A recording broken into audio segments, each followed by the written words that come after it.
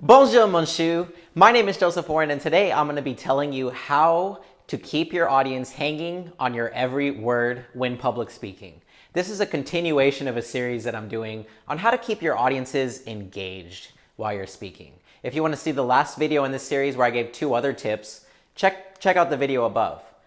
Let's jump into it, shall we? We shall. Tip number 1, use humor. If you want to keep your audience engaged for an extended period of time, you have to use humor. Otherwise, they're just going to get bored. That's just the way it is. Now, I know what you're thinking. Be funny.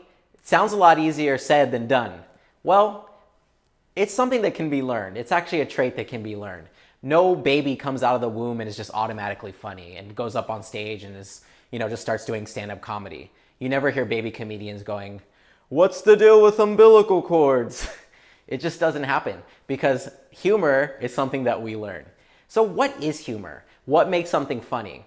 There are lots of different definitions of what make things funny. There's also been scientific studies about it. One particular quote that I like about this is by George Saunders, and it goes like this: humor is what happens when we're told the truth quicker and more directly than we're used to. So really, humor is just a surprising thing that happens when we're told the truth faster than we're used to. Another thing about humor is that they found that it often subverts expectations. So you think something's going one way and it ends up going the other way. There's definitely an element of surprise to humor. Just the emotion of laughing is so similar to the emotion of being surprised. Third, another thing about humor is that sometimes it'll mix the surreal with the ordinary. On that note, let me give you an example. What did the Buddhist monk say to the hot dog vendor? "Make me one with everything." Get it? It has 2 meanings. Okay, anyway.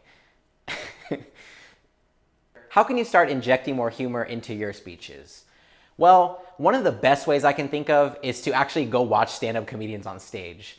I've been going to a lot of different comedy shows in town. My friend actually does comedy shows for charity. He calls it the Meatball Comedy Club, if you want to check it out. And I've noticed when I make it a habit to go to comedy shows, I become a lot funnier in my speeches and just in life in general. So one thing you can do is just hang around funny people. Another thing you can do is practice telling jokes. Practice coming up with jokes that subvert people's expectations, make them think you're going one way and then say something completely different.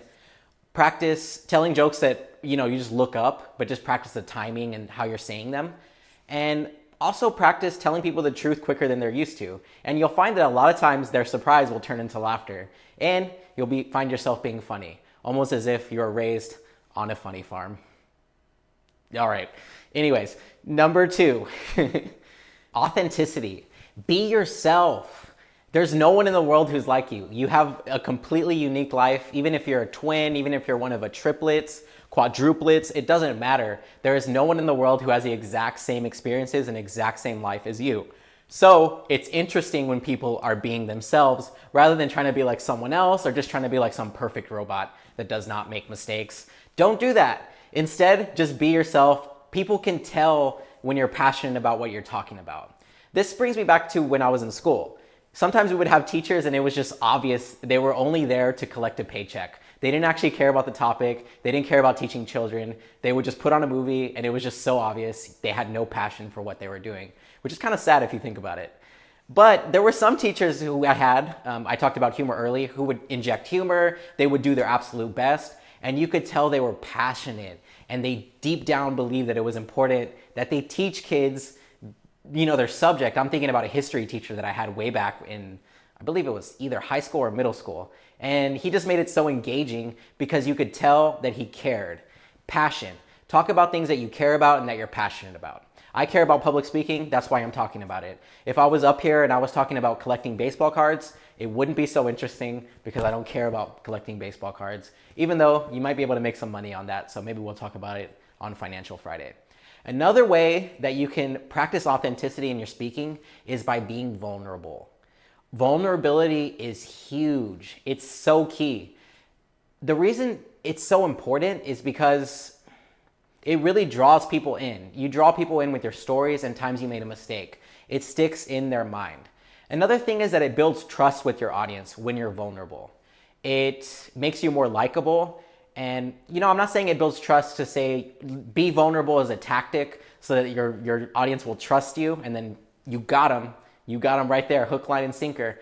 I'm saying the reason you should be vulnerable or practice being vulnerable is because it allows your authenticity to shine, which makes you more trustworthy, and it also makes you more engaging. People like that. Some of the best speeches I've ever seen, some of the best TED Talks, were just people going on stage and just being extremely vulnerable and talking about things that people don't often talk about. It's so important, especially if you're sharing your own story. So if you want to keep an audience hanging on your every word, you want to be engaging, and you want to talk so that people will listen, practice these 2 tips. Practice using humor, especially if you're speaking for an extended period of time, because it'll keep the audience's attention focused on you. Another thing you can do, number 2, is practice being authentic. Because people can tell. We all have an inner radar, and we can tell when someone's being authentic or when they're being fake. So practice that, use vulnerability, and soon you'll notice that audiences are more engaged. Your speeches are going to the next level. Thank you for watching, and goodbye. You thought I was going to say au revoir. Nope, goodbye. This is America.